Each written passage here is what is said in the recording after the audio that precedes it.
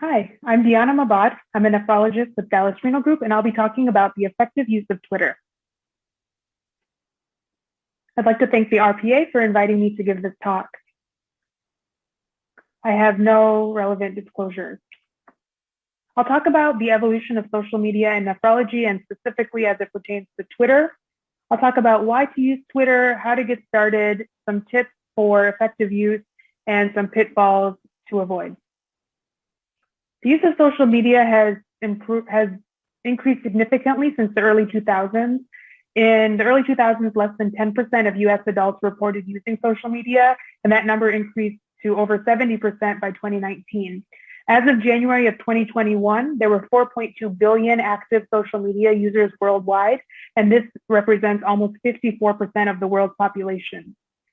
Smartphone usage has become the preferred method of accessing social media, and this has made it much more portable and accessible. And the widespread use of social media has allowed medical professionals to utilize it for communication, collaboration, professional development, and medical education. This timeline from Dave, Sparks, and Farouk, published last year, highlights many of the nephrology social media initiatives that have been developed since the early 2000s. These endeavors are not limited to Twitter, but include blogs, collections of educational videos, educational websites featuring case-based learning, or some more Twitter-based initiatives such as Neph Madness. While these various endeavors are not limited to Twitter, Twitter does remain a main forum for the nephrology community to engage with these initiatives and to communicate about them with colleagues around the world. And you'll certainly hear more about these various initiatives later on during the session. I'd like to point out two of the major initiatives that were turning points for the nephrology social media and Twitter space.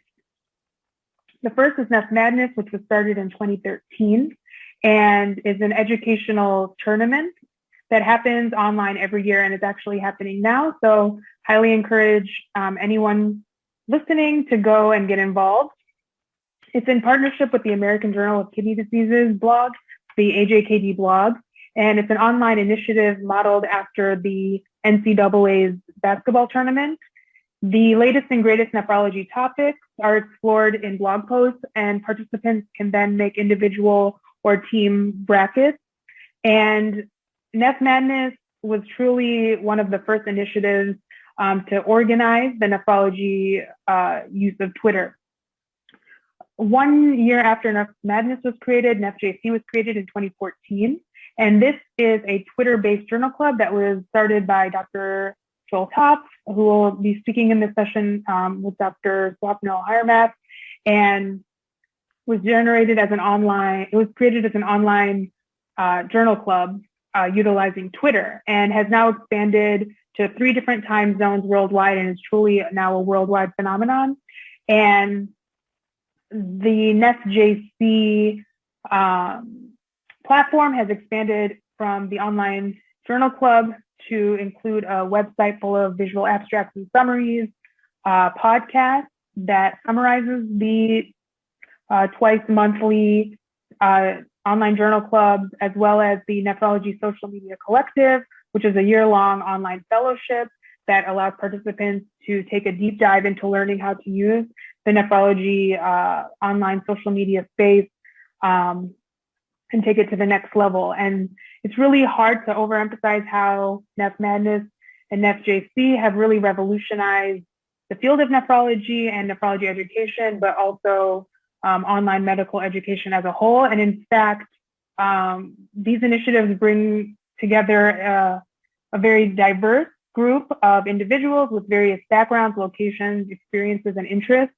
And the contribution that these initiatives have made to the medical education space have been highlighted in academic journals, not only in nephrology, but in cardiology, psychiatry, journals about continuing education in the health profession.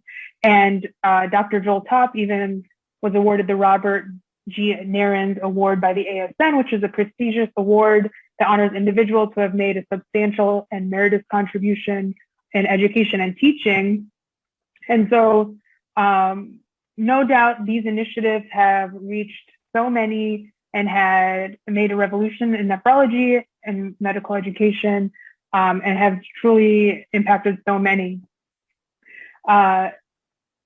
In addition to the professional benefits of participating, there are so many personal benefits, including, even personally for me, just the engagement and helping to combat burnout and feelings of isolation, truly making friends all over the world. And now the initiatives have even been expanded to include medical students and residents, trainees that may become interested in nephrology, and thereby helping to impact the future workforce of nephrology as well. So this is a graphic from the NephJC website, and it's from an online workshop that discusses how to use the online nephrology social media platforms, including Twitter. So Twitter is a place to have conversations and to create a network, and that's why it's so critical. It's all about building a network and not only benefiting from a personal level, but also on a professional level, opening doors to academic opportunities and others. And everybody uses social media in a different way. And even the same user might use it differently at different times. And so over time, by joining Twitter and using it in this way, each individual can use the platform to whatever means bring value to the individual personally and professionally. So just a few basics on getting started on Twitter. You want to make your profile and learn a few primary skills and start following a few key users and hashtags. So to make your profile, you want to consider it like a professional business card. So you want to use a professional photo and indicate in the biography who you are and why users should follow you. So this is Dr. Farouk, and you can see the initiatives that she's involved with, her interests and location. So the primary skills of Twitter include following. So this is my local weatherman. I can follow him by clicking here when I go to his profile. This is a tweet, so I can type something of 260 characters or less. I can use hashtags. I can add multimedia or even a poll or emojis, and it will tell me if I've reached the character limit, and then I can tweet it. There's the option to reply to a tweet or to retweet it, which means to amplify it on my Twitter to my followers. And so if I retweet something from Dr. Brad Rovin about voclosporin being approved for lupus nephritis, then this will be shown to my followers, and you can retweet with or without a comment. So you can comment on the tweet and post it for your followers, or just simply just retweet the original tweet itself. Some key accounts to follow or hashtags to follow to get started include Neph Madness and NephJC, as mentioned. Neph Madness going on now is very active. NephJC is active as well, and a really great place to start. Ask Renal is really helpful and interesting. Here is an example of Dr. Hiremath asking Renal about how to treat muscle cramps in a peritoneal dialysis patient. So he highlights what he's used and asks for suggestions. And in this case, he got 38 replies, 11 retweets, and some likes. And so this can be a really great place to run things by colleagues worldwide and really collaborate in that way. Something that previously you may have had to walk over to the office next door to ask someone within your local division. Now you can ask a nephrologist worldwide. You can live tweet during meetings. So most meetings will have an official hashtag. Some meetings even have a social media team that works to create the hashtag and to make the meeting as easy to tweet as possible. You can follow accounts and hashtags like GlomCon for the Glomerular Disease Symposium, and those interested in glomerular disease and nephropathology really love this. There's the Renal Fellow Network, NEPSIM, and Skeleton Key Group, which are also excellent places to start. You can also follow professional societies, journals, your colleagues, anyone who you admire who's doing work in any area that you're interested in. And over time, you can tailor your Twitter activity and your Twitter feed to the activities that you're most interested in, whether that's cardiorenal syndrome, hepatorenal syndrome, urinalysis, disparities, transplant, advocacy, or really, anything that you're interested in. So to enhance your experience, you want to first start following and then start to engage in the conversation. And certainly engage with anyone who you find inspiring. This is a really great way to break down the silos, as Matt Sparks always likes to say, and to reach out to perhaps the head of a society that you would have never really been able to interact with before. Live tweeting during a conference is a great way to engage, as I mentioned. Definitely explore the online resources like NephJC's social media workshop, which you can work through on your own, which will teach skills of how to use those platforms. KidneyCon is a conference where many nephrology social media enthusiasts gather, usually in person in Little Rock each year, but this year it's virtual and it's free. So definitely check that out. It's coming up next month. And the Nephrology Social Media Collective internship is a year-long internship that I mentioned that will really take you through gaining experience in blogs and tutorials, visual abstracts, podcasting. So it's a really great way to get involved, to really get the hands-on experience and build that network. So there are pitfalls to avoid. You want to realize that anybody could be posting at any time. So you want to really take a critical look at any information that you're seeing and the source of it. Privacy is extremely important. Anytime you post anything that's related to patients, you want to not only de-identify with the name or specific information, but realize that your location and the timing could in and of itself be identifying in a way. So you want to separate anything that you're posting that's patient related from anything identifying, including time and place as much as possible. Perhaps consider posting it at a later time rather than coming home after seeing an interesting case. Professionalism is really the name of the game. You want to really be mindful of what you are tweeting, what you're engaging with, what you're retweeting. Something that's on the internet, even if it's deleted, is basically on the internet forever. And so don't ever write or show anything that you could regret later. Always be polite and courteous, always be thoughtful, don't spam. If you get bullied, that can be an issue that physicians have faced online. There are certain resources to help with that as well, but it is a potential pitfall. And generally speaking, if you don't like something, it's best to ignore it rather than to engage in the negativity. And use the platform intentionally, limit the screen time so that you really get the most value of it for the time that you put in. Again, I'd really like to thank the RPA for allowing me to be part of this, and I look forward to interacting with everyone on Twitter very soon. Thank you.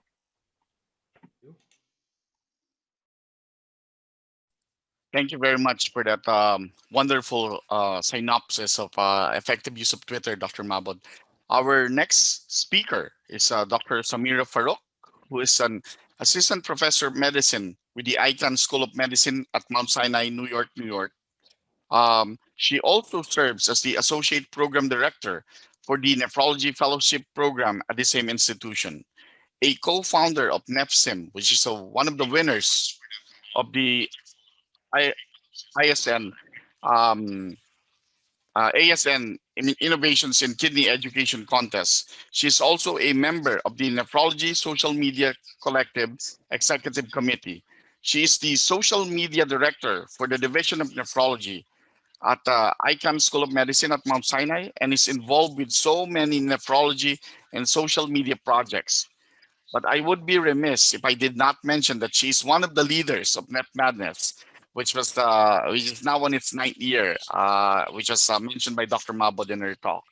Today, Dr. Farouk is going to talk to us about free online access medical education. What's the hype? Dr. Farouk, the floor is yours.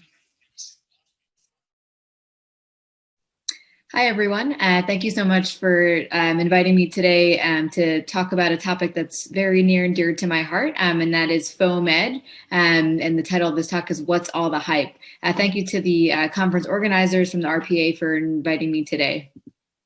I have no financial interest to disclose, but I am involved with some medical education projects that I'll be discussing today throughout the talk, and those are listed here.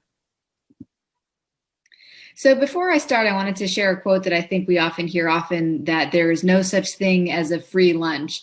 And so the theme of my talk today is going to be that the best things in life actually are free. And so with that introduction, what is FOAMed before we talk about what all the hype is? And so most importantly, the F in FOAMed stands for free. These tools are open access. And finally, they are medical education tools. And so there are many different varieties of FOAMed, but the idea that brings them all together is that their goal is to teach medical education concepts, whether they be in nephrology or outside of nephrology, to a wider audience. And so examples of FOAMed are blogs, websites, podcasts, videos, and even games. As long as they are free and have the intent to teach, they would be categorized as free open access medical education, or FOAMed. And so what is hype? Hype is an extravagant or intensive publicity or promotion. And so my objectives for this talk today are, one, to get you all hyped about FOAMed, and also to understand how social media and virtual learning tools can facilitate learning from a distance. And second, I'm hoping to discuss with you all the development and impact of free open access medical education tools.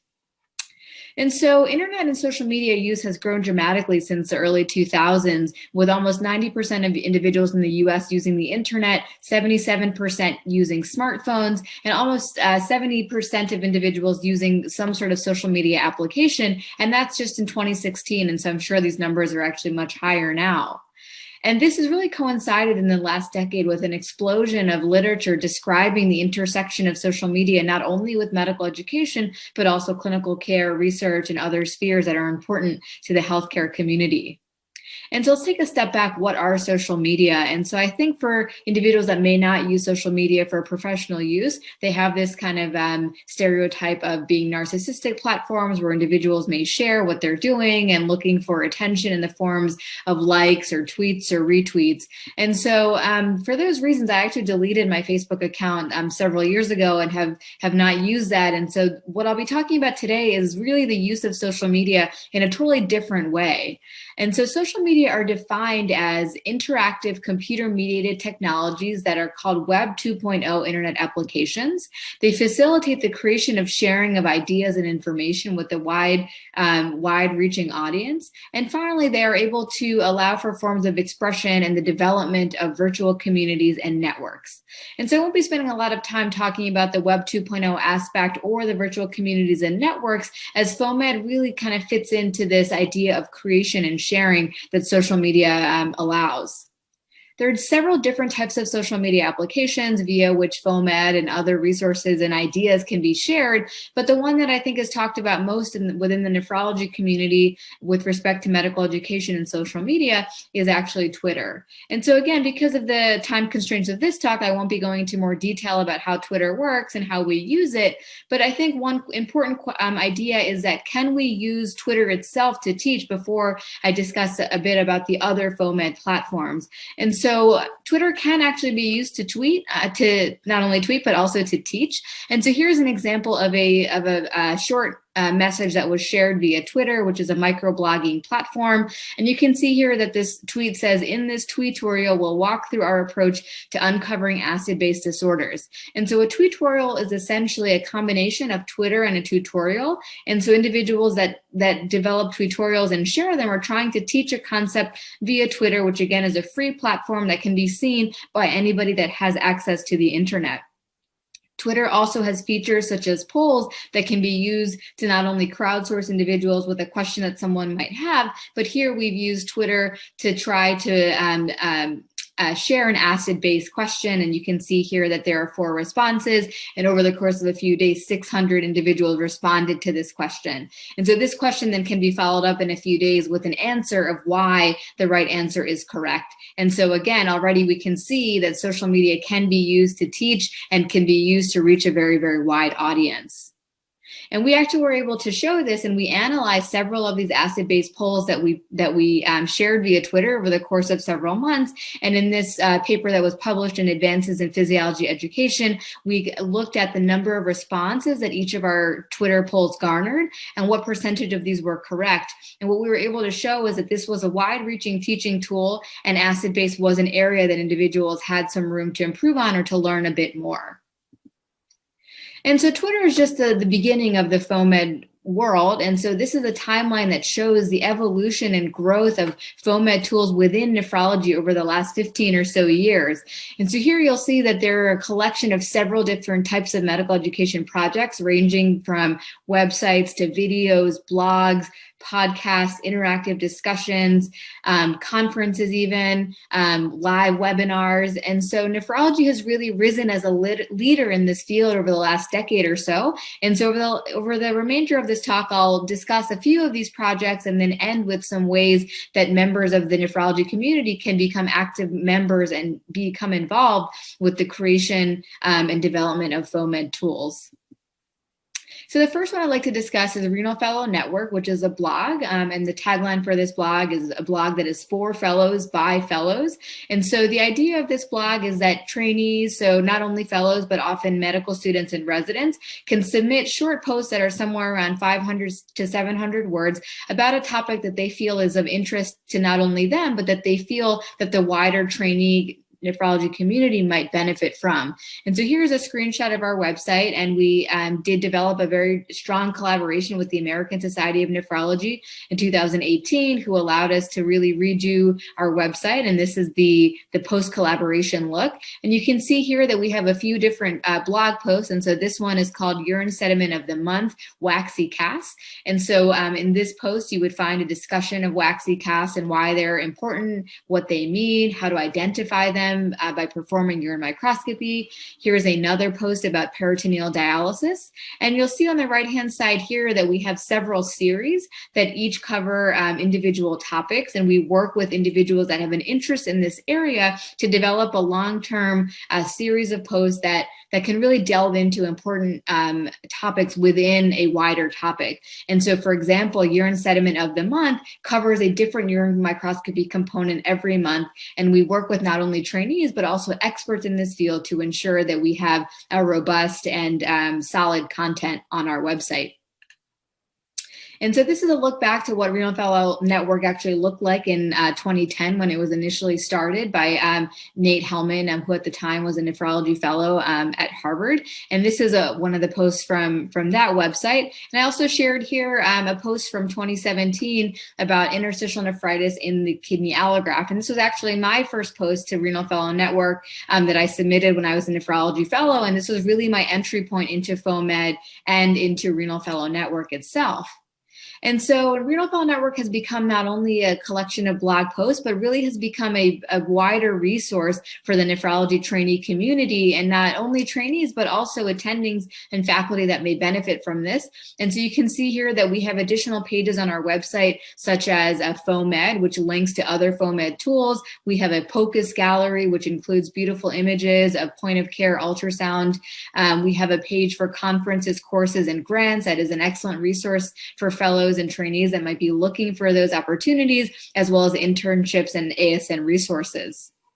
And in addition to that, on the right-hand side of our webpage, we link to other resources that we think would be of benefit to the community that comes to Renal Fellow Network. And so you'll see that there is an issue from the Advances in Chronic Kidney Disease that covers the nephrology workforce and goes into detail about different nephrology paths, a link to the Arcana Live virtual pathology conference series, and also Liver Fellow Network, who is one of our collaborators, and we work together to, again, try to share FOAMed in a way that is accessible and helpful to trainees. And of course, Liver Fellow Network has more of a focus on hepatology, though their first post was about the use of diuretics in patients with hepatorenal syndrome.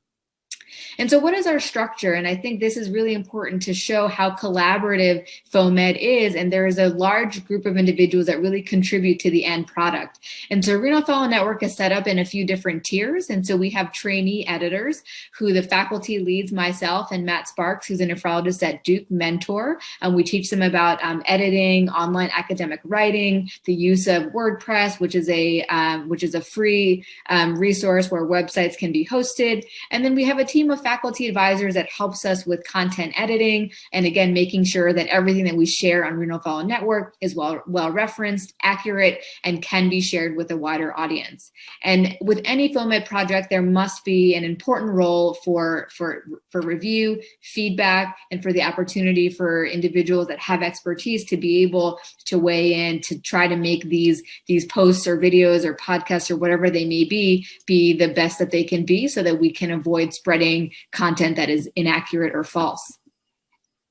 And so why do we need FOAMed in nephrology? And so I think this diagram, which is actually a nephron schematic that some of you may be familiar with, that was developed by a medical student several years ago. And this really, I think, shows the complexity of nephrology, and more than that, really shows the first impression that medical students may have of nephrology and how complicated it really is. And so I feel many medical students may look at this and have this sort of reaction, which is really not what we want for trainees that are getting exposure to our field for the first time, particularly at a time when nephrology applicants are low and we're looking for ways to reinvigorate interest in nephrology among trainees. And so let's try to get rid of that and think of, can we create a more engaging nephrology tool? And so with that idea in mind, I worked with a colleague of mine at Mount Sinai, and we decided to create a simulation case-based learning platform. And our idea was to have case simulations that really presented a nephrology case in a very easy way that was easy to navigate on a website, starting with the history of present illness, moving on to diagnostic testing, providing opportunities to develop a differential diagnosis. And finally, as a nephrology fellow, I felt that teaching of kidney pathology was a little bit confusing, and I had a hard time finding resources such as labeled diagrams that really showed me which cell was the podocyte or which was the mesangial cell. And all I really found were longer captions that were sometimes hard to understand.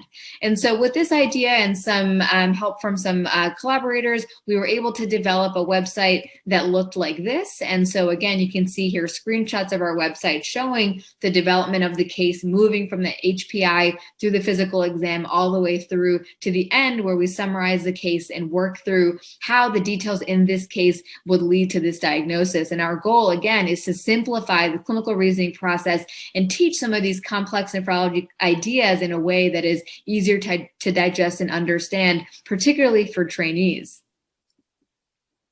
And so NEFSIM has grown from a collection of cases to, again, a wider resource for the nephrology community, similar to Renal Fellow Network. And you'll see here that we have an image gallery that has become very popular, tutorials that teach pathology and acid-base disorders. And our image gallery has become one of the most popular areas of our website. And our image gallery hosts several different types of infographics that, again, try to take something that's a little bit complicated, make it a little bit easier to understand. And so here are a few examples of those. We have a table that shows the components of different intravenous fluids, a way to think about membranoproliferative glomerulonephritis, a guide to acute kidney injury, and how do we think about fibril sizes. And one of the benefits of having these types of graphics is that they can be used in diverse ways. So they can be shared via mobile devices. For example, if you're rounding and you're teaching about different types of intravenous fluids, and then you might supplement that small discussion with an infographic then again your trainees may be able to use or reference in the future. These can be used on computers or laptops for individual teaching or to teach others. And finally, these can be used as supplements in presentations just like this one to teach about a topic that may be included on our website.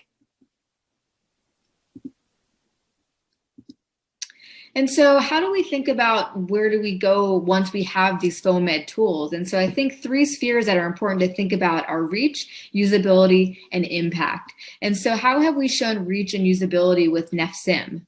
And so over the last couple of years, NEFSIM has garnered over 400,000 views that have come from over 100 countries. And you can see in this heat map where the density of those views are coming from. And so how have we been able to reach such a global audience with our website?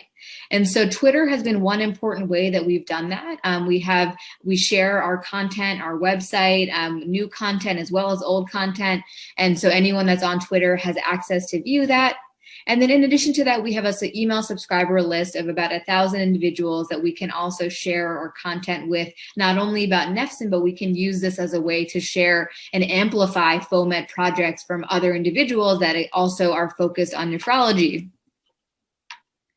To assess the usability, we performed a survey of our email subscribers and found that the majority found NEFSIM fairly easy to use. And so that again told us that our website design was friendly and was easy to navigate. And we have gotten valuable feedback from our users about how to make it even better for the future. And so finally, how do we think about impact? I think this is one of the hardest things to show, not only in the FOAMed space, but also in medical education.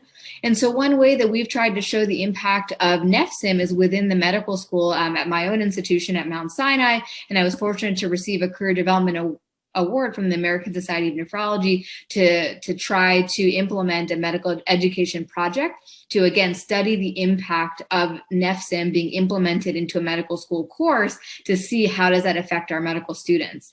And so to briefly show you our study design, we decided to implement NEFSIM into our second-year nephrology pathophysiology course, which is a set of lectures that are accompanied by small group discussion sessions of about 10 to 12 medical students that are led by a faculty preceptor. And so our control cohort is actually the group that completed their second-year medical school last year. And so with our intervention cohort that is going to start this year, we're going to teach 4 of those small group sessions using NEFSIM rather than the standard PowerPoint slide deck that's normally used. And we're going to then, after that, assess how the medical students and the faculty feel about using NEFSIM within focus groups. And then finally, we're going to see, do our students retain nephrology better when they go into their third year of medical school? And does NEFSIM and its style of teaching help them retain nephrology better than they might retain in the standard way?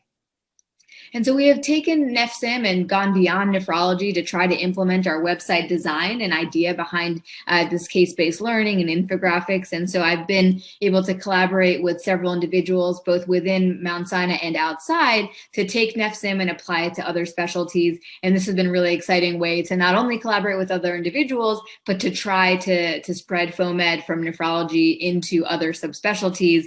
And so far, we have had some exciting success with this. And so finally, where does COVID fit into all of this? And so COVID obviously has had an important impact on the nephrology space, medical education, as well as clinical care. And so we wondered during COVID-19, could we take advantage of Zoom as well as and combine that with traditional teaching? And so we decided to start with kidney pathology teaching under the microscope. And so what we decided to start were these virtual kidney pathology teaching sessions in collaboration with Arcana Labs and Nephrology Pathology Lab in Arkansas. And you can see here that our first session was incredibly successful, and we were able to draw 300 participants from around the world who joined via Zoom.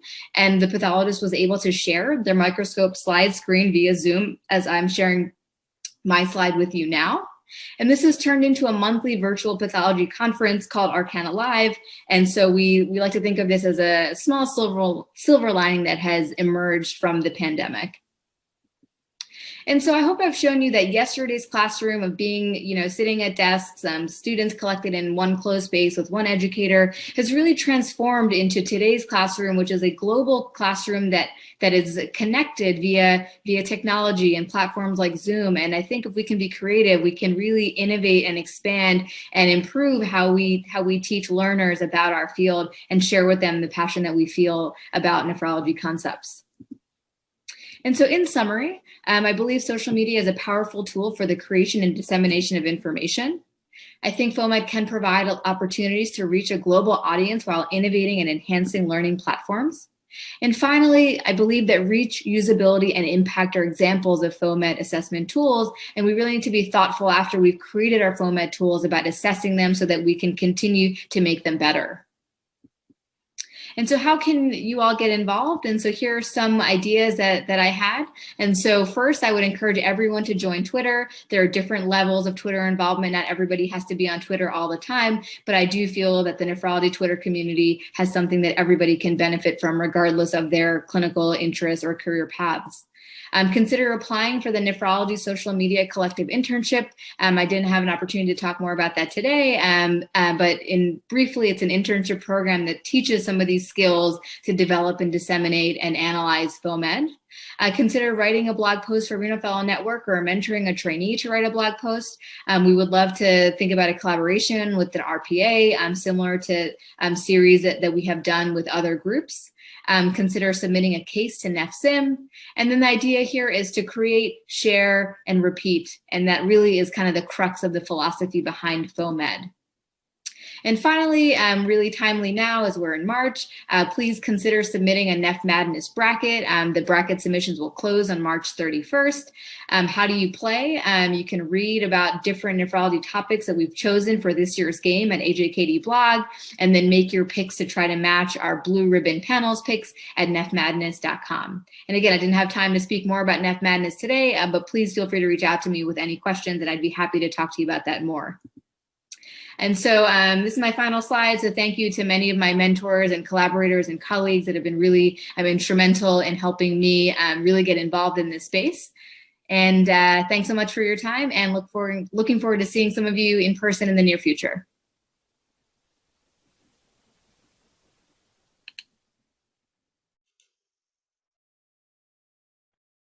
Thank you very much, Dr. Farooq, for that excellent presentation on the use of free open access medical education. Our next speaker is Dr. Anthony Breu, who's an assistant professor of medicine at Harvard Medical School. He has received numerous awards for his teaching and has held leadership positions at the VA Hospital and the Harvard Medical School Center for Bioethics since 2013. It is an honor and privilege to introduce Dr. Tony Breu on his talk, Tutorials 101.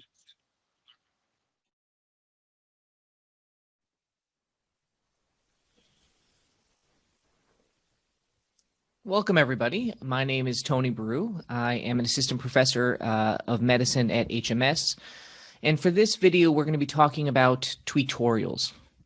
And over the next 20 minutes or so, what I aim to do is cover a little bit on definitions, some history, and some basics. Then we'll cover what you can do, and I'll make a case for why you should consider doing it. And that's, putting your foot into the tutorial pond. And then we'll close by talking about best practices. Let's begin with some definitions, some history, and some basics. So this is one definition of a med-ed tutorial that I put forward a couple of years ago. It's a collection of threaded tweets aimed at teaching users who engage with them. So there are a few important features of this definition, right? One is it's clearly threaded tweets. It's not a singular tweet. At least in the med-ed realm, these threads or tutorials are teaching tools. And in order to be learning from them, you got to engage with them. Some of this seems obvious, but definitions sometimes are. As we go through these slides, you'll occasionally see a QR code. When those appear, you can use them to either link to the relevant citation, in this case, a paper from a couple years ago, or to the relevant tweet or tutorial. So last year in May, I attempted to review some of the history of tutorials, and obviously they haven't been around that long, so it wasn't a particularly long piece. But I made the case that tutorials were an outcropping of the tweet storm. And a definition of tweet storm is a series of many, often impassioned tweets posted in quick succession on Twitter. And these were really popular, and in some ways remain popular, but were popular before the ability to do a premeditated threaded tweet posted all at the same time. And so that kind of brings us to the question of what allowed for the emergence of tweetorials in 2018. And I would argue that there were two key things. First was the increase in character limits from 140 to 280. It just gave us a lot more room to work with. And the other was native support within the app itself for threaded tweets. So you no longer had to post a tweet and then in succession post the replies. You could craft something ahead of time and post it all simultaneously. And not too surprisingly, soon after this, we began to see the emergence of tweetorials, at least in the medical realm. So this is an early one by Daryl Francis, a cardiologist in the UK. And I must say, I don't know that we'll ever know for certain when the first tweetorial was created, but I'm offering here a couple of early examples to get a sense for where things were in the early times. A few months later, Vinay Prasad posted a tutorial, and what was different about this is these 27 tweets were all posted essentially at the same time in a very familiar way to the way we see it now.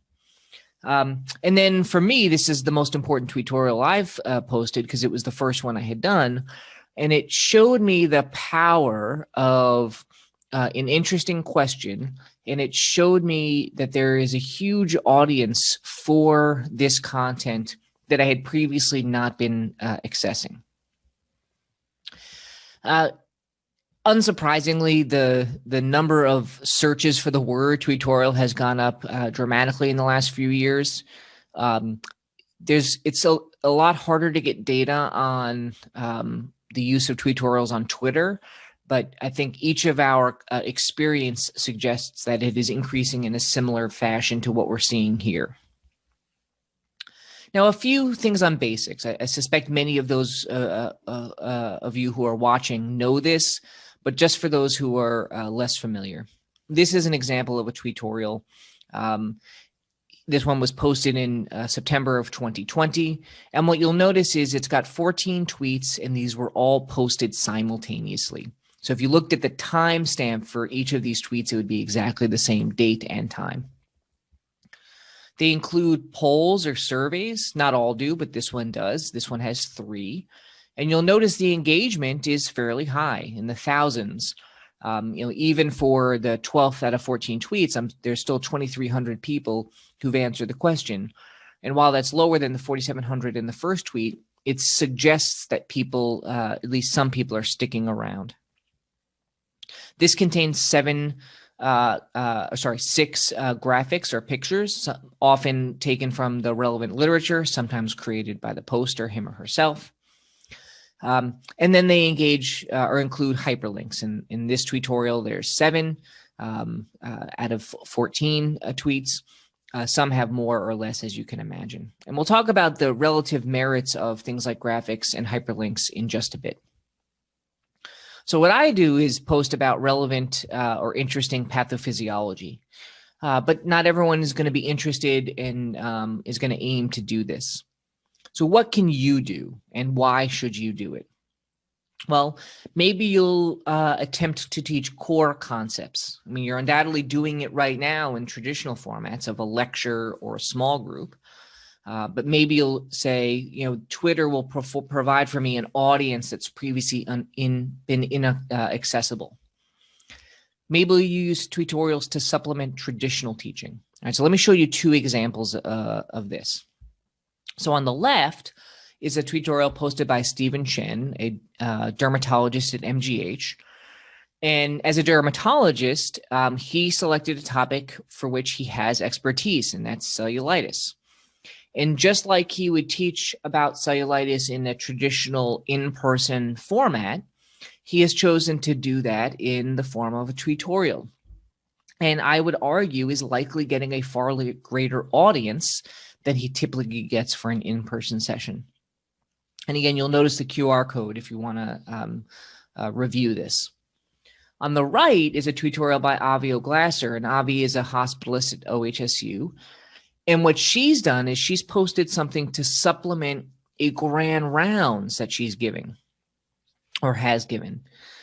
So here she's saying, I'm going to deliver the content in a traditional format, but I also want to give something to those who attended so they can see more information either during or after the session.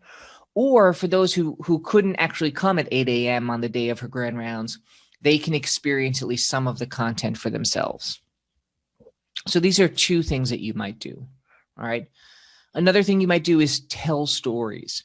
And these two clinicians are probably the best at it that I've come across. Again, have a look at their tutorials using their QR codes.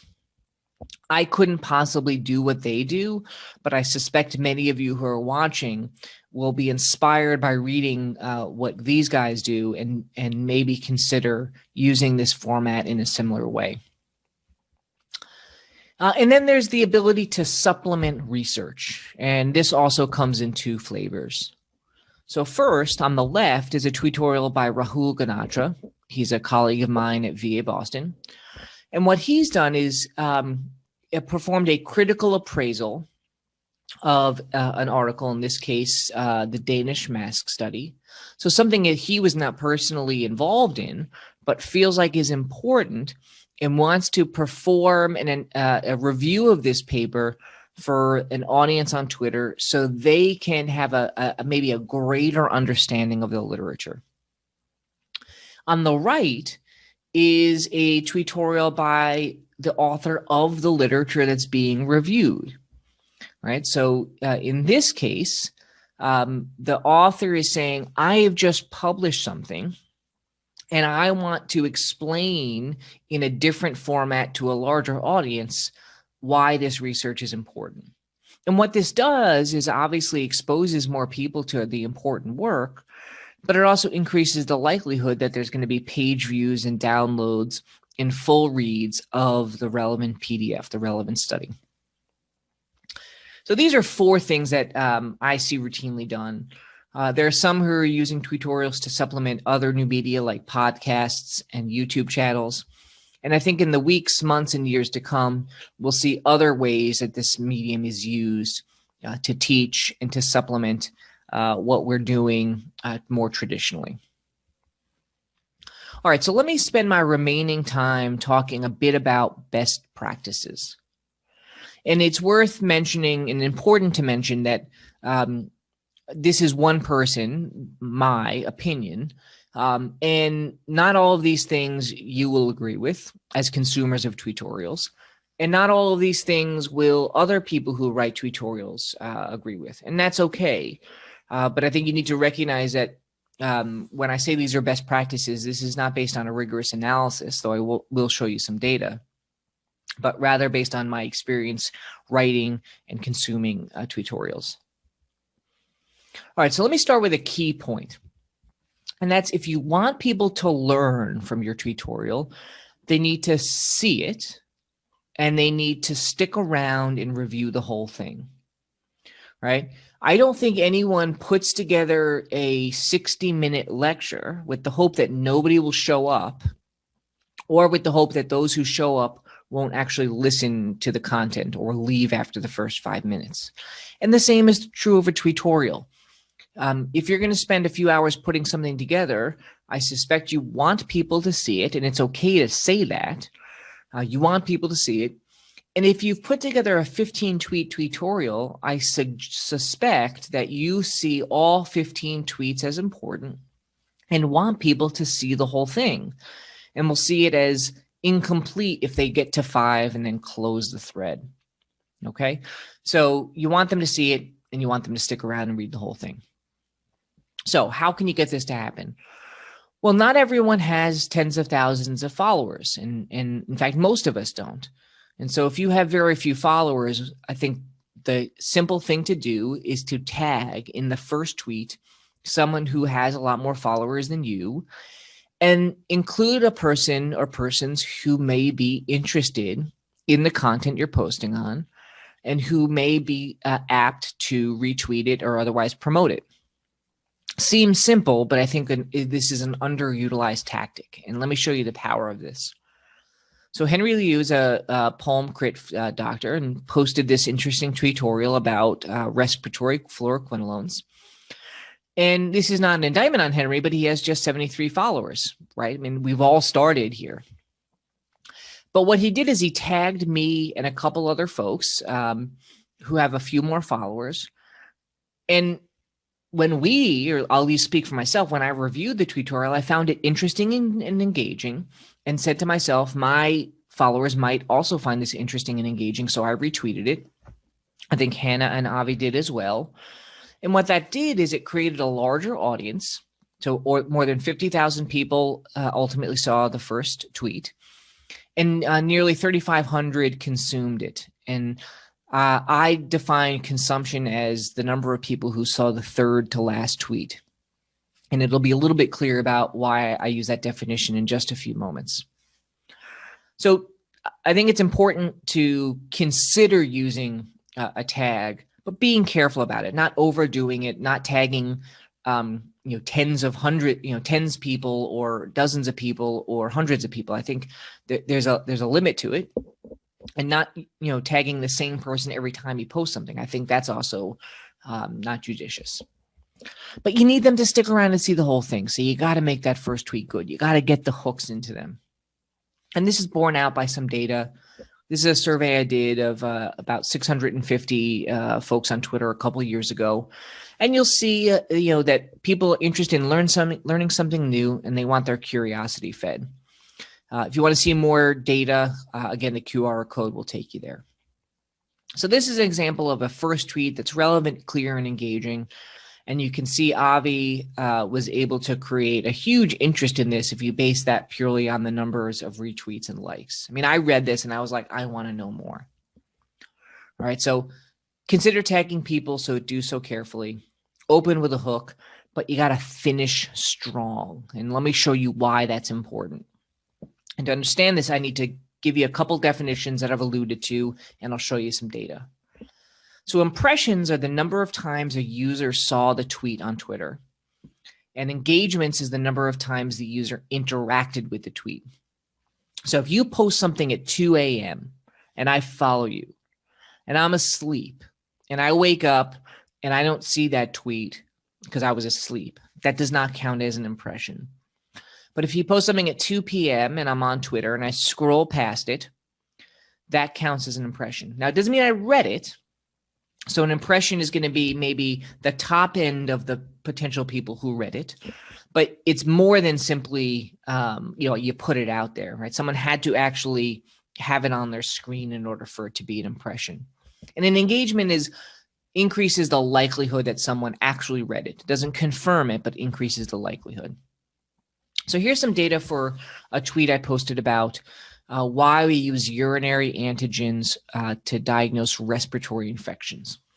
And you'll notice early on, there's nearly 90,000 impressions. That first tweet has nearly 90,000 impressions and about 8,000 engagements. I'm really happy about this.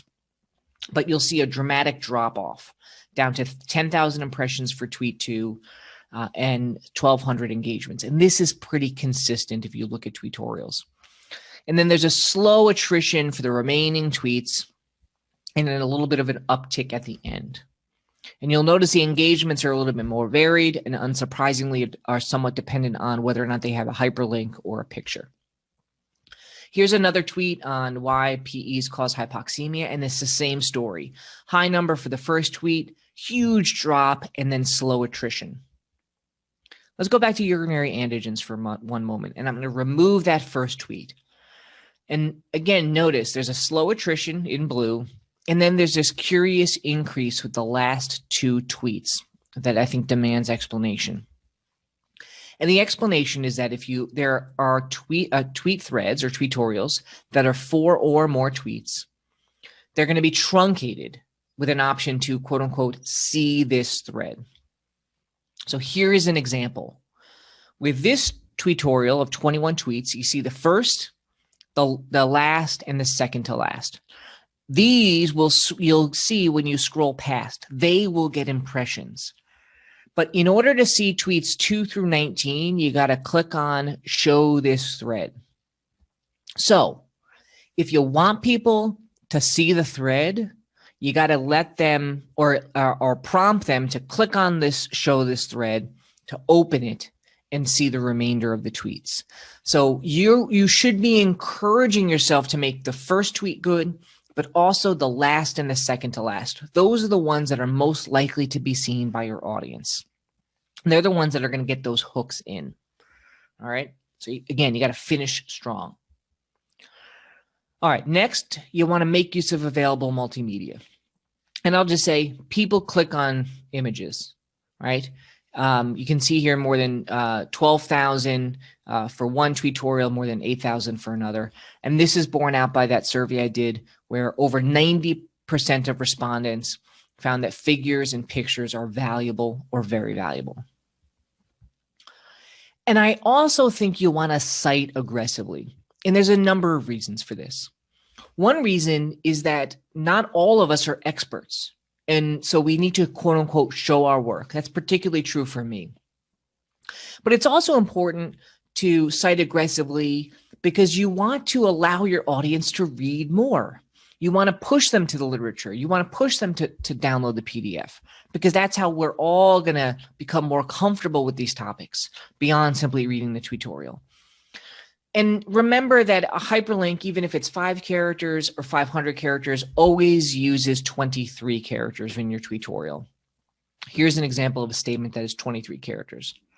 It's a lot, but it's not, you have 280 total per tweet. So 23, it's less than 10%. It's an acceptable amount of characters to utilize. And people do click on the links. They don't click on them as often as they click on the pictures, but they do in fact click on them. And this is, borne out by the data from the survey where about 80% found that links to literature are valuable or very valuable. So less than the graphics, but still important. All right. So I argue you got to cite aggressively. And then finally, you got to post them simultaneously. Some people like Daryl Francis are very good at these iterative tutorials where they sort of extend and are like kind of real time over 12 hours. That's not what most of us do. Most of us want to read a tutorial in its entirety in one sitting and get frustrated if we get to the 5th tweet and it clearly is meant to go on and yet the tutorial hasn't been completed and we're waiting for the person feverishly typing in the background. And there's a way to post them simultaneously, so you ought to do it. All right, so these are the 6 things that I think are kind of best practices. And that leaves behind a lot of unanswered questions. I'll be happy to talk about any of these with you during a live session or over Twitter or online. But you can see there's a lot of things that we still don't know. All right, so I'm going to end there. I appreciate your attention. Hopefully you found some of this relevant or valuable. Please reach out to me either over email or over Twitter. I would love to continue the conversation. Thank you very much, Dr. Brew, for that nice teaching about tutorials. To be honest, I've never done a tutorial, but hopefully this might inspire me. So I'd like to remind everyone that there will be a question and answer portion at the end of this session where we have all of our speakers answering questions. Dr. Manimudo will be conducting that Q&A session. Before we go to that, our last speaker needs no special introduction. We all know him as Kidney Boy, co-founder of NEPJC and NEP Madness, blogger extraordinaire at Precious Bodily Fluids, podcaster at Freely Filtered, Curbsiders, and Channel Your Enthusiasm, which, by the way, is a book club discussing Bertrand Rose's Clinical Physiology of acid base and electrolyte disorders. And by the way, he is also assistant clinical professor of medicine at William Boma School of Medicine, Oakland University in Rochester, Michigan. Ladies and gentlemen, I'd like to introduce you to author, editor, and my very good friend, Joel Toff, talking about social media during the pandemic.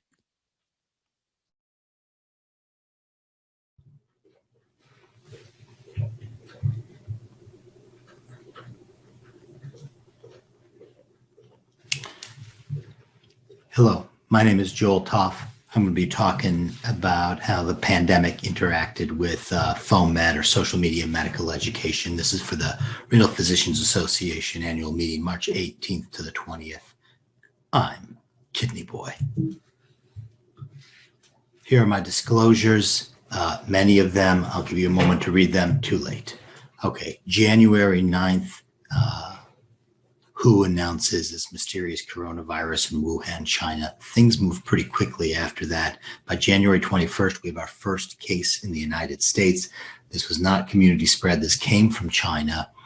And in February 20th, we start seeing the first cases in Lombardy, Italy. And this is an important moment because this was the first time we saw the pandemic in its full ferocity, with Western media being able to cover it. Pretty horrible in Italy. They had 100,000 cases. They had 17,000 deaths, quite a high attack rate. And subsequently in September, there was a follow-up study where they went and they looked at the population. 35% of the population ended up being infected, or at least had evidence of infection through antibodies. We had our first outbreak in the United States, February 24th, Kirkland, Washington, a cluster in nursing homes, a pattern we would see over and over again, especially early in the pandemic with nursing homes. They had 129 cases and 23 deaths, including a number of dialysis patients. But March 11th is the date in my mind where I really point to the place where the pandemic started to affect everybody. You started to realize that this was just not an infection that you saw on the news. And this was the day that the NBA season was suspended after Rudy Gobert tested positive for COVID-19. So one player turned positive, entire season was suspended. And this is our noon conference at my hospital on March 12th, the day after the NBA season was essentially scrubbed. And you look at this and you're like, I can't believe we used to pack residents into such a tight spot, right? And you want to guess what the topic of the noon conference was? This is our very last noon conference. It was the novel coronavirus. And I remember listening to this lecture and then looking in the conference room and then looking at the lecture. I'm like, what are we doing? And sure enough, the powers that be were doing the same thing. And they were like, whoa, we need to stop this. Let's not worry about medical education for a moment. Let's make sure we keep our staff protected. And that really meant that traditional medical education, it ground to a halt. But social media medical education, FOAMed, free open access medical education, never missed a beat. And I honestly think that the COVID pandemic is the most challenging medical education problem we have ever faced. One, it's a massive global problem. Two, how do we teach this stuff if we don't even know the truth? We're literally starting from zero, trying to understand and learn about this virus. Three, it's intensely political, making what you say very charged and very difficult to do that. And the last one is we need to start doing this education immediately. We don't have the luxury of taking 3 or 4 months to work out a curriculum. We needed to come up with solutions on the fly and immediately. Additionally, a lot of our resources, when you think about the traditional resources that we use to do education, one, we have experts. Let's bring in an expert on this topic and they'll teach us about it. Well, there were no experts on COVID. The best you could get is experts on respiratory infection or epidemiology. Everybody was extrapolating previous knowledge and we're just trying to bootstrap ourselves up. Two, because of social distance regulation, no lectures. And that really is, that's the coin of the realm for standard medical education.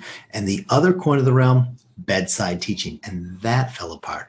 I know at our hospital, we sent all of our medical students home, right? We didn't have enough PPE for the people taking care of patients.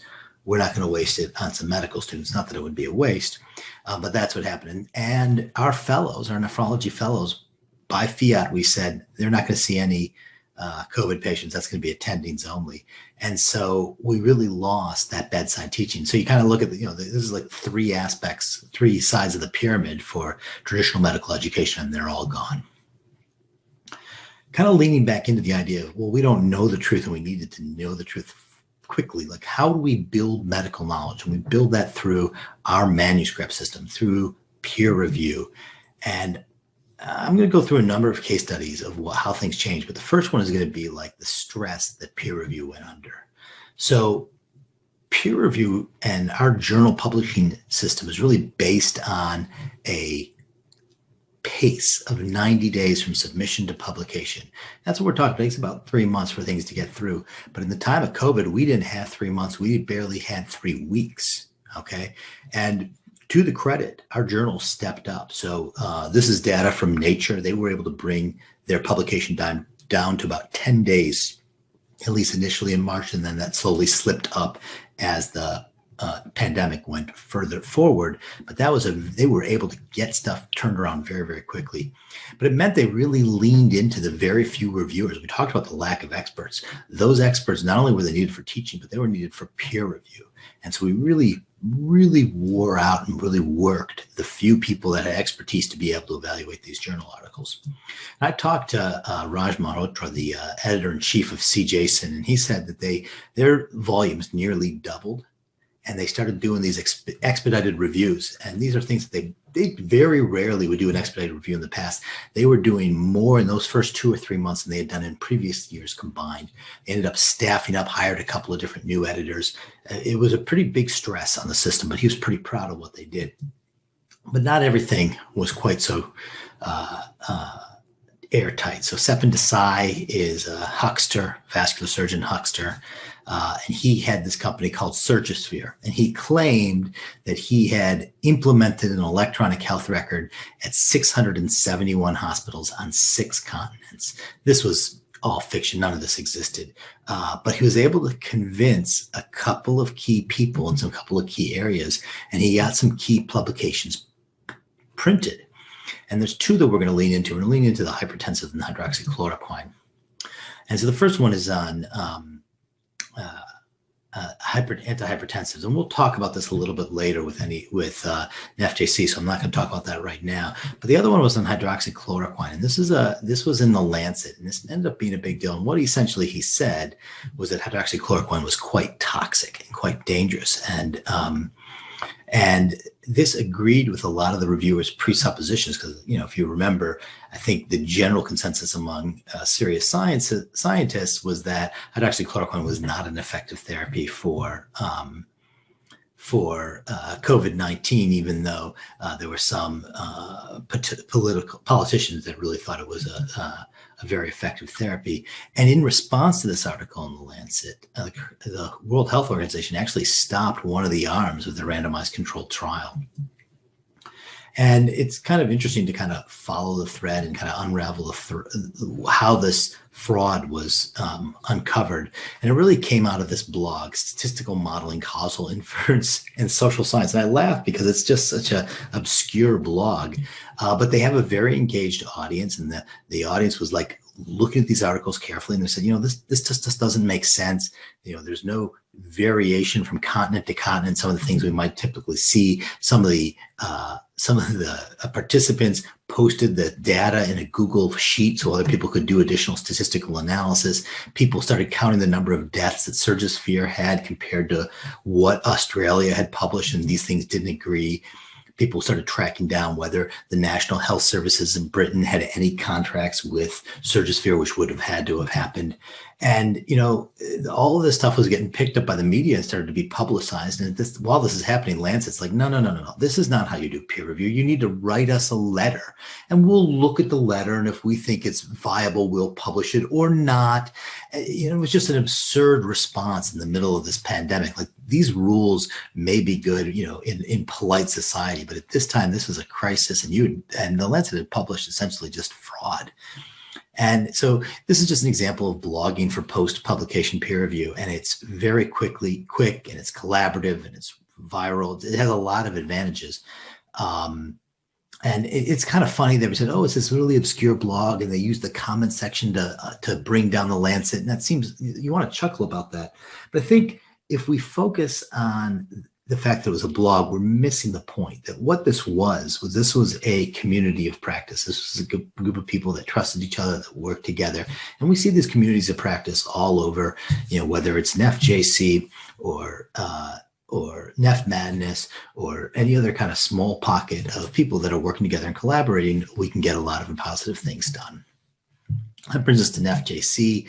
So this was this editorial on February 28th. It was just a kind of a benign editorial talking about the pandemic. But in response to that, there was a letter and there was another letter in BMJ. And both these two letters had a similar supposition. They said, we need to be worried about ACE inhibitors and angiotensin receptor blockers because the virus binds to the ACE2, and ACE2 in some animal models gets upregulated, and that may result in increased severity of illness. And we'd already known that people with hypertension were at increased risk for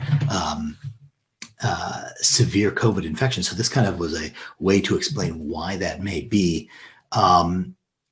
And the problem, of course, is that lisinopril is the number 2 medication prescribed in the United States. Losartan is the number 9 medication prescribed in the United States. Like, these are very common medications, 150, 160 million prescriptions a year for these two drugs. And mentioning this may increase the mortality of COVID-19 is like yelling fire in a theater. And these were just letters in response to an editorial. They got picked up by the mainstream press because they were so inflammatory. And I think a lot of physicians were receptive to this type of message because we're so used to, let's hold the ACE inhibitors when patients get sick. Let's hold the angiotensin receptor blockers when patients have continuous vomiting. We know that these drugs can be dangerous with volume depletion. It wasn't much of a leap for us to say, yeah, maybe these things would be harmful in a COVID infection. And that, that's just like lighting a match in a room of gasoline. And so two experts in this area, Swapnil Hiremath and Matthew Sparks, who's a basic science researcher. Swapnil is an epidemiologist. They started looking at this stuff and they were very concerned. And they started reviewing every paper that's related to this, basic science papers, editorials, epidemiology on this topic, and began to write a summary of this so they could bring up and create a living review of this. And this quickly, they were overwhelmed by the amount of work. And so what they did is they assembled a team, a superstar team of 14 hypertension and renin-angiotensin-aldosterone syndrome scientists to assist with this project. And they were incredibly productive. So this is just a change log of all the changes that they made to this master document, documenting all these different factors. And their document just became a viral sensation with just massive traffic. So NEFJC normally gets about 20 to 30,000 page views a month. And when they published this, they were getting 330,000 page views. So we had a tenfold increase, a logarithmic increase. And editors started to notice this. And this team started writing responses, letters with challenging things. They were asked to write a number of reviews. And this finally culminated with actually one of the members of the team published a randomized controlled trial testing angiotensin receptor blockers and ACE inhibitors to see if they make COVID worse. And there was no difference. It was all a red herring, which was actually what they suspected from the very beginning. So kind of in summary, NEFJC is a learning platform, right? We just do discussions. We do them twice a month. It's a journal club, but it's a journal club on the surface. What it really is it's a way for people to come together and to develop a rich network of interconnections and relationships so that when the virus hit, Swapnil and Sparks were able to quickly assemble this loose federation of collaborators and create the document the community needed. Next case study, Bob Wachter. Bob Wachter, a pretty prominent hospitalist, man invented the term hospitalist. He's chief of medicine at University of California, San Francisco.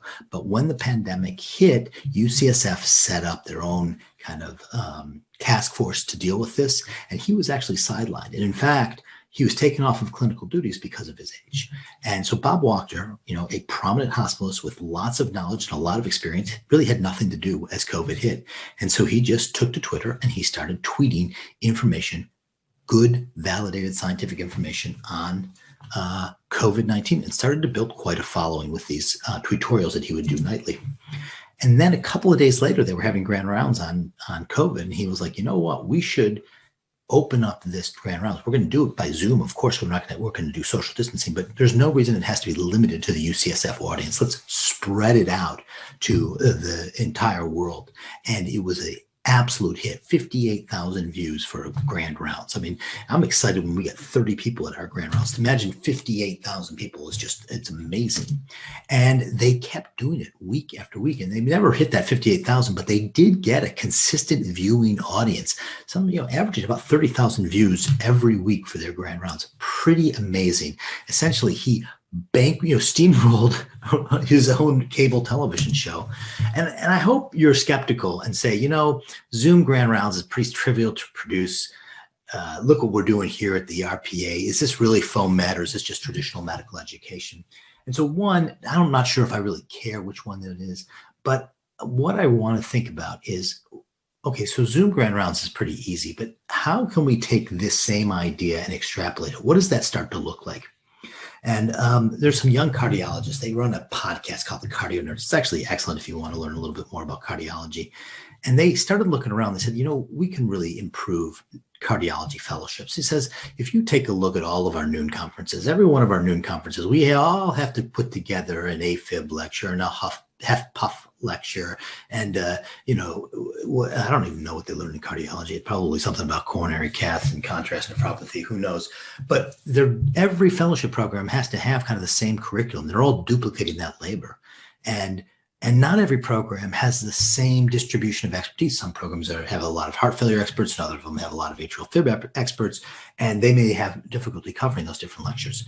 And so the Cardio Nerds employed their network of fellows, fans that are part of the Cardio Nerd Network, to find the best lecturers, and they invited them to build a library of lectures that everybody could share. And, is this FOAMed? Well, it's free. So that's one of the aspects. It's archived, so you can access it at any time, which makes it kind of a permanent library, super important. And it's available worldwide. These are all things that we normally don't think of in a kind of a noon conference lecture, which is ephemeral, gone, and nobody can catch it again. It's a really powerful thought. And of course, it's going to be promoted over social media. So I think it does count as free open access medical education. And I think it's useful to kind of categorize it by thinking about what's the counterexample. What does FOAMed look like elsewhere? So this is one of the hospitals I teach at has a mothership and a satellite hospital. And at any one time, about a quarter of the residents are off at the satellite hospital. And when they do noon conference, they want to bring those two groups together. And so the hospital purchased an incredibly expensive and complex and unreliable video conferencing system.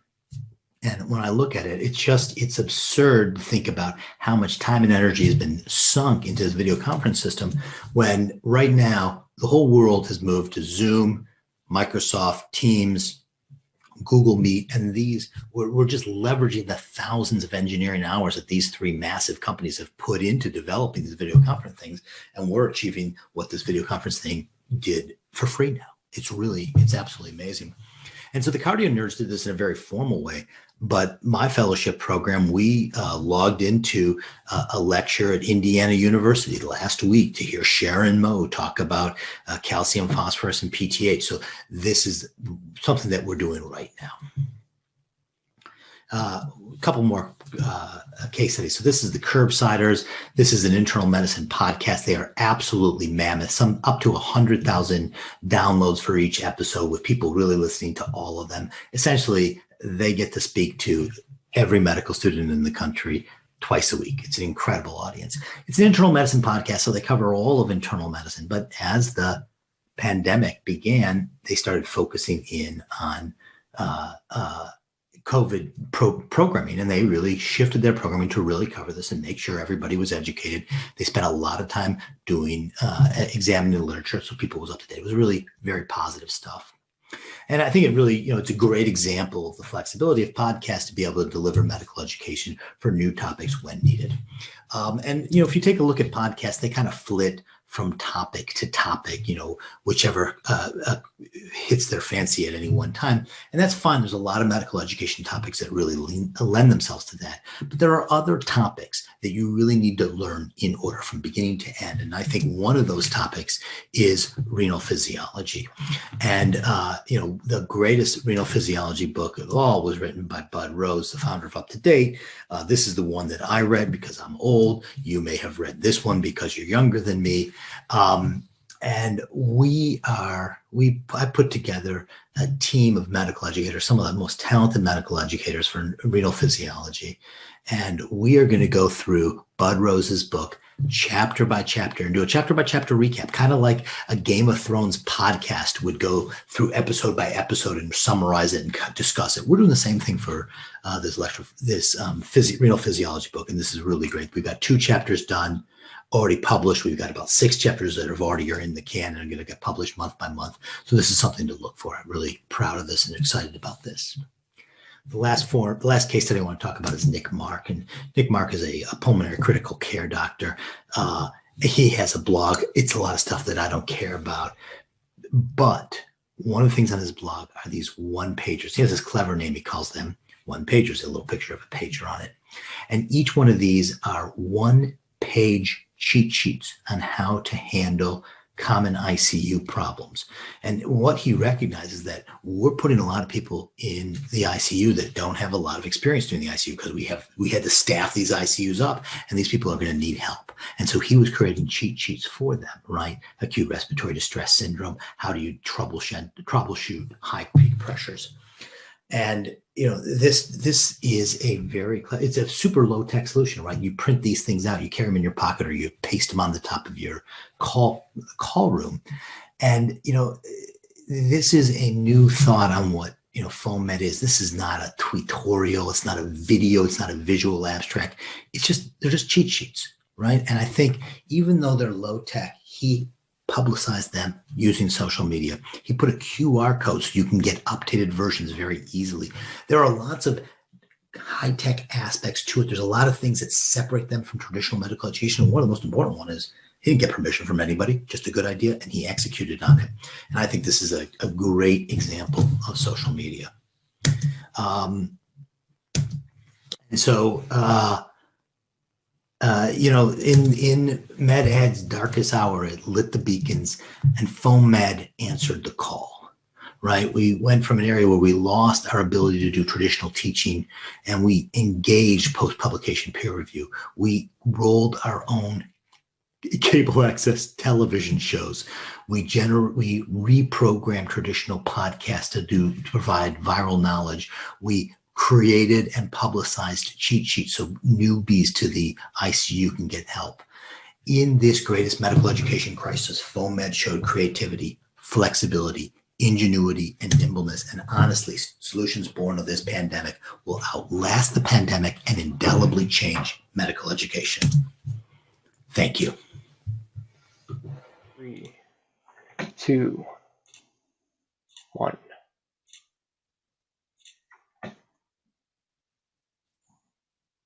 Hi, everyone. Thank you so much, Dr. Mabod, Dr. Farooq, Dr. Brew, and Dr. Toff for your excellent sessions. And we have some audience questions here for you. So whenever you're ready, okay? The first one is for Dr. Diana Mabod. Are there any specific limitations to using Twitter versus other social media? Thank you so much.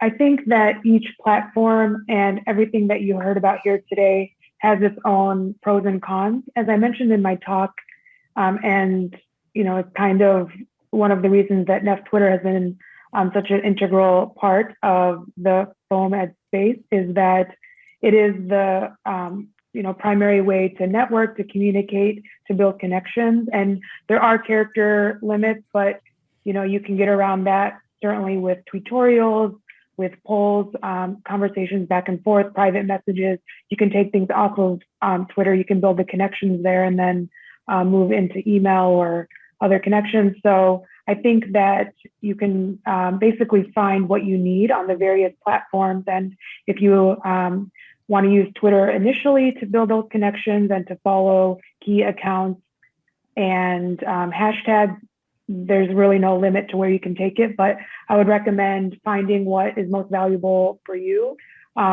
With everything discussed here, there are so many different options. And if you prefer, case-based learning, that's excellent. If you want a podcast to listen to on the way to work, there's really just, Neff Twitter and Twitter in general is just a place to start, but it's a really great place to collaborate, create your network, and communicate. Thank you, Dr. Mabad. And this question is for Dr. Farooq from Arjun. Is there any way some of the online learning platforms can be a way of CME credit? Thanks, Arjun. That's a great question. Something I didn't mention. Yeah, definitely some of the FOMED tools have CME that has been kind of built into it. There's definitely a process that the FOMED creators have to do to arrange that, and then individuals that want that have to fill out, either questions or some brief paperwork to do that. And so, for example, for Neff Madness, we do have CME and MOC credits that are available. For NEFSIM, we don't have that yet. We're working on that. And so it's really specific to each platform. And there are many podcasts that also have CME options available.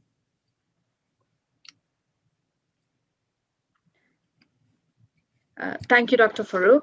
And this question is for Dr. Brew. Do you list your tutorials on your CV? And how do academic centers value contributions on Twitter?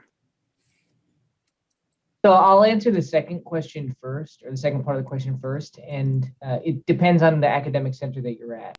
I'll say that my center, where I'm being promoted through, Harvard, has not yet fully embraced most forms of digital education, though there are folks who are kind of leaders and pioneers who've gotten credit for it.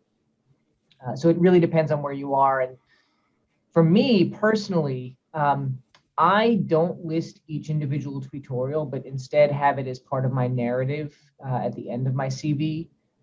Because I feel like I'm able better to capture the impact there, and by putting a number of impressions, which I don't know that that's really able to capture the impact of an individual tutorial in the way that sometimes it inflates the impact, sometimes it even maybe deflates the impact. So I personally don't list each individual one, at least not in my current version. I'm curious if others who've delved into this realm, how they handle it, because I'm not the only person amongst the group here who does this.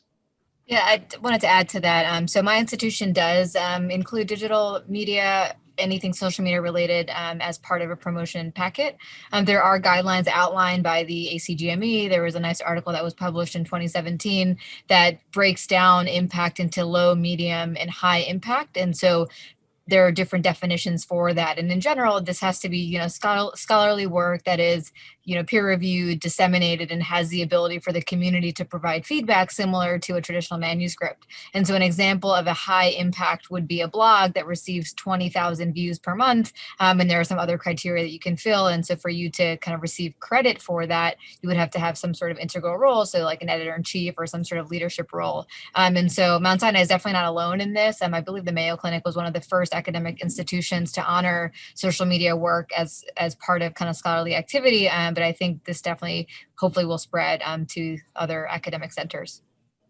I'd like to add that a lot of times you gain visibility by doing work on social media, and then that leads to invitations to write traditional manuscripts, chapters, present at conferences. I think all of us here are evidence that social media presence can result in conference appearances.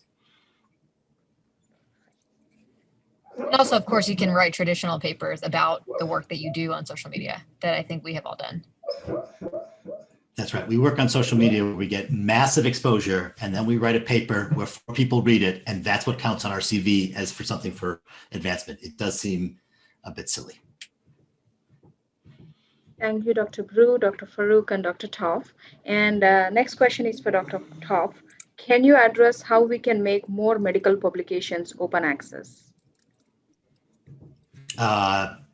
I don't control, like, you know, the medical publication industry is it's a tight knot that I don't know how to untie, right? A lot of society journals try to push open access.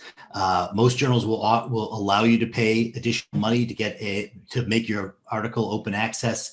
I don't know what we need to do to push that forward. I think as more and more medical education and medical information gets pushed out on social media, which is free and is free open access, gains popularity, it is putting pressure on traditional publishers to be more open, right? I think that we have seen a tremendous opening and a decrease in the cost and a decrease in the barriers to access of medical education materials and media. And I think that's putting pressure on the journals. I kind of think that's all we can do. I'd be if anybody else has any creative thoughts, I'd be so interested in what they are. But you know what, we're kind of in a pay-per-view model, and we want to get to Spotify. And right now, just a follow up, if I can, when you edited the series in Seminars of Nephrology, how did you get it, or was it anything you did to get it open access for that first period? Whatever, I don't remember, it was 3 months, 6 months. Was that something 3 months? You and I asked for it. Yeah, that's what happened. So what Tony is referring to is that there's this issue of Seminars in Nephrology that was dedicated to social media. I was honored to be the editor of that session. A number of authors are here right now, and what we agreed on is that for the first 3 months, all the articles will be open access. So it was a bit disappointing when that fell away, and they're now locked behind a paywall because there were some great articles. Thank you, Dr. Toff and Dr. Brew. We have 2 people commenting on how could you comment on expanding your amazing work to patient education universe, and was really hoping that this session would address the use of social media in educating our patients. Can any of the panelists comment on this subject? This is for everyone. I can take that. So I think there are patients that are on these social media platforms, particularly Twitter. I think that, there are kind of pros and cons to how physicians interact with them. We have to keep in mind that these are fully public platforms and avoid providing things like medical advice. And so how we interact with patients is kind of one piece of it. And the other piece of it is that patients have their own community on Twitter. And so just like we have NephJC chats, there are patient-centric chats. And for example, there's a chat called Lupus Chat that was started by a patient with lupus. And so the majority of attendees to that chat are similarly patients with lupus. However, physicians are of course welcome to attend because it's all open. And so ways that in the nephrology world that we have sought to engage patients is within NephJC itself, as part of the weekly journal work article work preparation. There's often a patient voice that's included where patients share their thoughts on the article or the disease process or medication that's being discussed. And I think they bring, we don't have many patients that join the NephJC chats, but I think when they do come, they do provide important insight. And one particular example that comes to mind, I think it was one of the PKD studies, and we were all kind of talking about, numbers and effect size and this and that. And the patient kind of came forward and made a very important statement about how that adverse effect that we were all very kind of obsessed about didn't really matter to them if it was going to provide the chance to not be on dialysis. And so I think there is an incredibly important viewpoint there. And I think we need to bring them more actively into these spaces.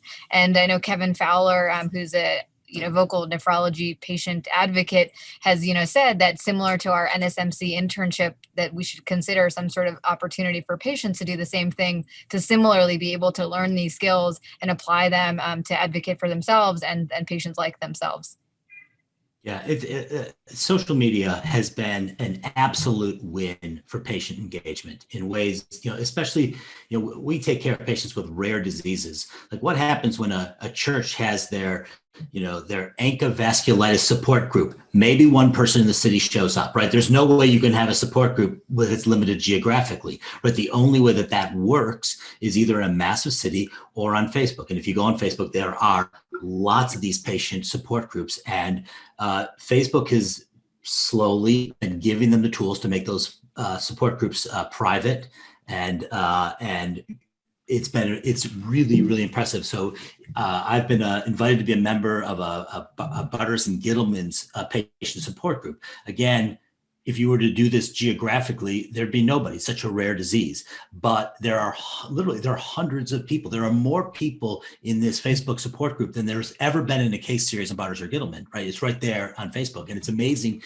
to hear them talk about their disease and give their experience. And they know, I've been lucky in my career that I've had 3 people with Gittleman. I've never seen a patient with Barter's disease. And here's a group where you can talk to as many of them as you want. It's amazing resource, and they're able to provide tremendous feedback to each other.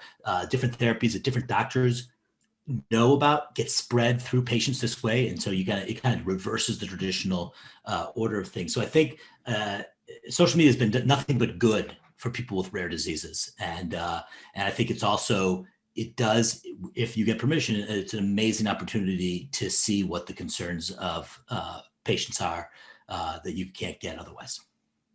And I'll just point out also that just because something doesn't exist yet doesn't mean that it won't exist. And for anybody who asks the question, go for it. If this is something that you see as a need, that's how all of these projects and all these initiatives came to be. And it's such an open environment. And, if 2 people in this session asked about that, then, think of how many out there might be thinking about that and what a great opportunity it would be. And you could easily find a network of others who are interested in this type of thing, and you can, design your own project. There's no guidelines for it. There's no limitations to it.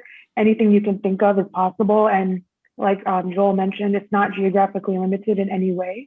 So, it doesn't have to take up all of your time. It can really be anything. So I encourage anyone, all of us got started somehow. None of us join social media and we're giving talks like this. You start small, you have ideas, you run with them, and you never know where it could end up. So highly encourage everyone to, run with these ideas.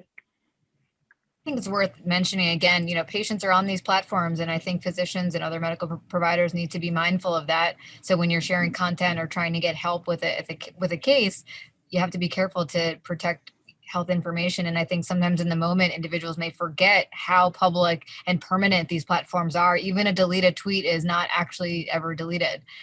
So I think that's an important consideration. Thank you. Just to riff off of what Deanna was saying is, one of the kind of the unwritten rules in medicine is you need permission to do anything. And one of the great things about social media is if you got an idea, you can just go out and do it. I don't think Tony received permission to write about anemia and bleeding, right? He writes that tutorial, and he kind of really discovers the power of this new medium, and he just runs with it. And a lot of things have been done with that. So I'm just absolutely reinforcing what Deanna said. If you think this is a good idea, go build it. Next, we have a couple of related questions. How are fellowship and residency programs incorporating social media into medical education? And the second one is, do you see ABIM incorporating these platforms for their anticipated longitudinal pathway for anyone? I'll say a word about the residency program, and then maybe Joel, sounds like you want to add something as well. I can only speak to the local experience that I'm aware of, although I've heard about experiences outside the Boston area. I know there's a great appetite for locally derived and hosted podcasts, and all around the city, people are talking about end of week, end of month, very brief use of podcasts that would be shared and available to a larger audience, but the intended focus would be for a smaller cohort of folks who engage with the content, say, throughout that week. So I think people are looking for ways to engage their small community using these larger platforms in ways that are kind of bringing almost things full circle. And I suspect that this is being seen in other places as well. Twitter, I think a lot of programs, residency programs, fellowship programs have Twitter accounts, and there have been variable degrees of uptake and success with those for sure.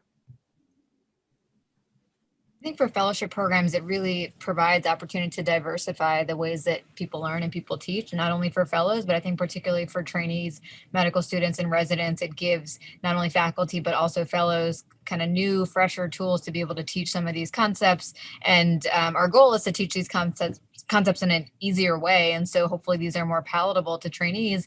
And I think it just makes the topics a bit more approachable.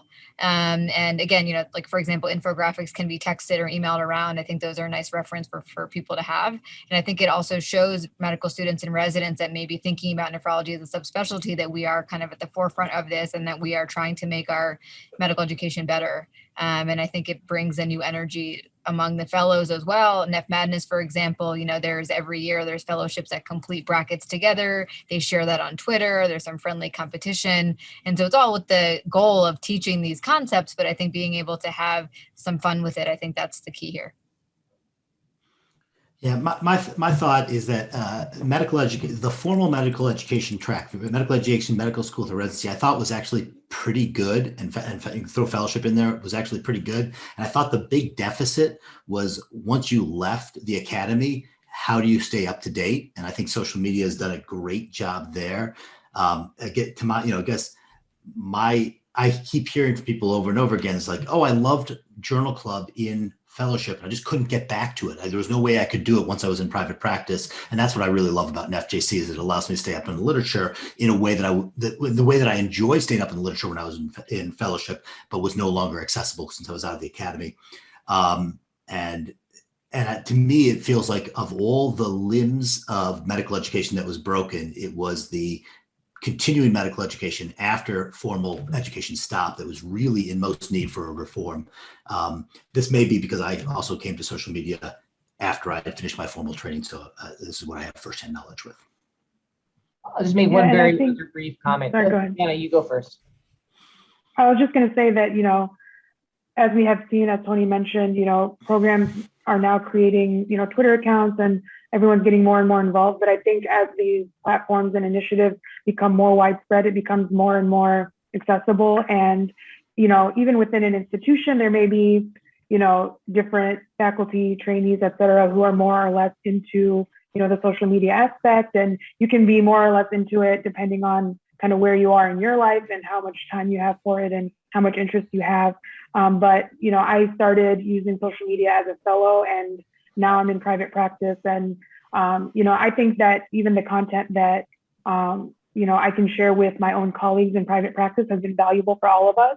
And so there's no pressure for anyone to be, you know, involved in any certain way that, you know, anyone else is doing. You can use it really for your own benefit. And you can also use it to help your colleagues. You can use it certainly to help your patients by staying up to date on it. So I think as a private practice physician, I don't feel disconnected from the academic world at all. I feel very much like I'm part of the community, as Joel mentioned as well. And it's really great to see like Samira, like, you know, doing so much in the academic, you know, world, and me getting to interact with her just feels like a privilege, you know, and to learn from everyone on the platforms. And, you know, like I mentioned, you know, even like listening to a podcast on the way to rounding, it's so meaningful, and it really just like, you know, re-excites me for the field and for staying up to date on all of the new advances.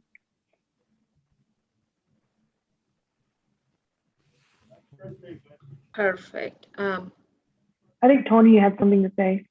Oh, It'll be super brief. I just wanted to, Joel, you said in your talk that the coin of the realm is lectures.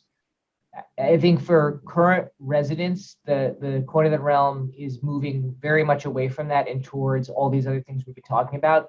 And so what that means is for all of us who are traditional educators who still give lectures, we really have to up our game, because if we don't keep up with this great content, I just don't know that we're going to have an audience who's going to listen.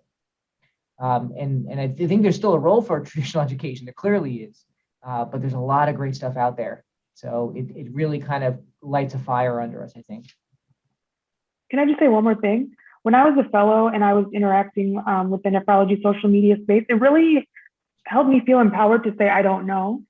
Because I think when you're a fellow or a trainee, you think that like, I don't know yet, but hopefully I will so that I can be competent, so I can be a good, nephrologist. But like, I was realizing throughout my training that, by listening, for example, to a Glom-Clown lecture where, things were reviewed and kind of discussed in hindsight about, different, what you could have done at the time, with the information that you had and having the benefit of knowing kind of how the case played out. It really kind of helped me gain confidence that we don't need to know everything. Every case is not black and white, very clear cut. These are, we have complicated cases, we have rare cases, and we are a worldwide community that can come together to treat these. And it's not limited to where you are physically located anymore. Thank you for saying that, Diana. Like, yeah, that is what I understood in being in the complicated cases, that you need not be afraid when you encounter with something you don't know. There is a time to review, discuss, and then assess everything. Thank you for that.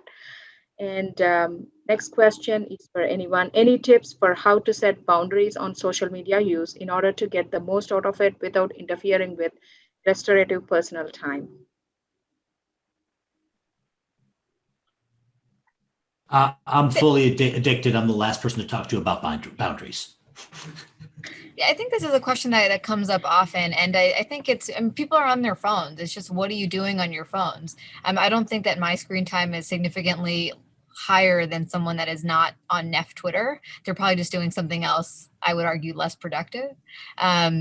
And so, yeah, I think that this is a very personal question and is up to each individual person to decide. Are there weeks where I delete my Twitter application on my phone? Absolutely. And then it comes back. And so I think, like everything else in life, there has to be balance, and everyone has to decide that for themselves. And so I think for us, that's really an impossible question to answer. Everyone has to figure that out for themselves. Thank you, Samira. The next questions or similar questions: legal liability issues with Twitter, HIPAA, etc. And do you see any issues about HIPAA while on Twitter, or how do you protect yourself from liability? I can briefly comment on this. I think that, when in doubt, you need to be extra cautious. And kind of as I mentioned in my talk, protecting patient privacy is not just limited to removing, some details or, the name of the patient, because where you're physically located and, the timing of when you post things can be identifying. And so you just have to be very, very cautious. And, that's really, there are potential pitfalls to this. And so you need to, just really be mindful before you tweet anything that this, or, post anything on social media that this, even if you delete it 1 second later, it could be out there forever. So if you want resources for, different, there's different papers written about this, like, for example, in the plastic surgery space and the vascular surgery space, this has been discussed in academic journals as well, in terms of what potentially could happen and kind of tips and tricks. So if you have any concerns about that, definitely think about it in advance, I would say. I think some good advice that I was given was to imagine yourself as a patient, and if you can read the tweet and identify yourself, then that's too much information. So that's one rule that I use. Another rule that I use is, before I tweet anything, I think about how my boss would think, how my family would view it, how my patients would view it. And if I can pass those three, then it's something that I think is okay to tweet. And so even though I tweet a fair amount, these are concerns that I'm always thinking about. And like I mentioned before, I think that there needs to be more thought given to this. And have we seen HIPAA violations and too much information shared? 100%. And again, we can't control what other people do, but organizations like the Nephrology Social Media Collective, I think, are around to be able to train people to identify these kinds of, bad behaviors and to try to promote, healthy, good social media practice. But definitely happens, I think, a lot. I think there was an article that quoted a pretty high number, like 10% or so of physicians have violated patient privacy using Twitter. The thing that I find interesting is we've seen this massive increase in the number of physicians on social media, the number of medical conversations on that. And I pretty carefully am always looking in the news to see these stories blow up in lawsuits, because I expected that to become this huge epidemic, and not so much. I mean, you do see, I mean, the was that the Grand Rapids OBGYN department yesterday, I think it was yesterday, just a horrible story about them taking pictures in the OR and asking people to guess the weight of this organ or this fibroid. I mean, clear, way beyond the bounds. But what's remarkable about that story is how rare that story is. It happens every so often, but I think people are doing better than you would expect, given the amount of the potential for disaster, having, giving everybody an internet connected camera and a network where these things can blow up virally. I think we've been doing pretty good. I think I think we should continue to be concerned about it. I don't think in reality it's as dangerous as it seems like it should be. And I think the comment I'll make about the liability independent of privacy is, to echo Joel's sentiment, I don't think I've heard of any cases where someone said, oh, I use this drug over this drug for my patients, and then subsequently had a lawsuit because a patient, somehow followed that advice. So I think as long as we're thoughtful in what we write, and I actually don't have in my profile, tweets don't constitute medical advice. I just, because if I write something and I think it's a valuable thing to write, it's not medical advice, but it is an opinion. It is my opinion. So I'm just a little bit maybe more careful about how I voice my opinion in that space than I would in a room with just one other colleague. I respectfully disagree with Joel. I think it happens every day. I think there is bad behavior happening every day. And just because there's no lawsuits, it does not mean that it's rare and not happening. The other thing is that if a patient happens to interact with you on social media, they're not waiving any HIPAA rights. So your best bet is to ignore it and don't post anything, because even if someone says, hey, you treated my mom and this and that, then if you reply and say, oh, well, in your mom's case, X, Y, and Z, that is not appropriate, and they have not waived their HIPAA rights. And so that could be a potential pitfall to avoid. So if you want to respond, keep it very vague and just say, because even to be honest, acknowledging that they're a patient of yours could be a HIPAA violation. So just be very, very cautious if you're interacting directly with patients as well. So thank you, guys. There is a comment from Gary Singer related to this regarding HIPAA. Always ask for permission and state so in our tweets. Comments. And I have a question requesting that, do you see ABIM incorporating these platforms for their anticipated longitudinal pathway? I think I'm going to answer that, being a member of the ABIM exam committee and task force. I think ABIM has used social media as a platform to sort of disseminate the new policies that are coming into play. So, especially with announcements of, cancellation of exams or adjustments in the dates, I think that's what ABIM has used this platform for. Whether or not there will be other uses for it in the future, that's probably not in the horizon right now. But certainly, it might be a considerable thing to take into consideration later on.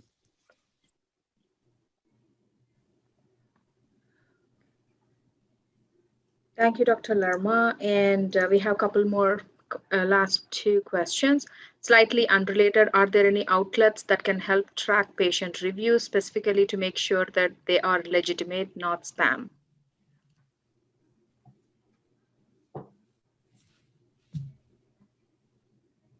Not sure about that, but again, I would reiterate that you don't want to be posting anything that could even remotely, provide any patient information or even that someone's a patient. And I don't know that, I think that if you see a review posted that you believe is not legitimate, that you can contact the site where you're seeing it and let them know. But there are, different strategies for if that happens, maybe encourage your patients who, you have a really good relationship with to post, great reviews, but you don't want to post anything, identifying anything, and you don't want to post anything, retaliating or refuting or anything like that. It's best to address it privately with the patient through your office. Thank you, Dr. Mabod. And the last one from Gary Singer, any chance you can get seminars in nephrology to make social media issues open access forever? I can ask. Thank you so much, everyone. That concludes all the questions that our audience posted for today. And I thank all our speakers, Dr. Mahbood, Dr. Farooq, Dr. Brew, Dr. Toff, and RPA, Dr. Gary Singer, and Dr. Brandon Bowman for giving us the opportunity, and Dr. Edgar Lerma helping me moderate my first session ever. And guys, sign up for Twitter, start tweeting, and there's no better time when you are in RPA meeting. Continue with tweeting. Thank you.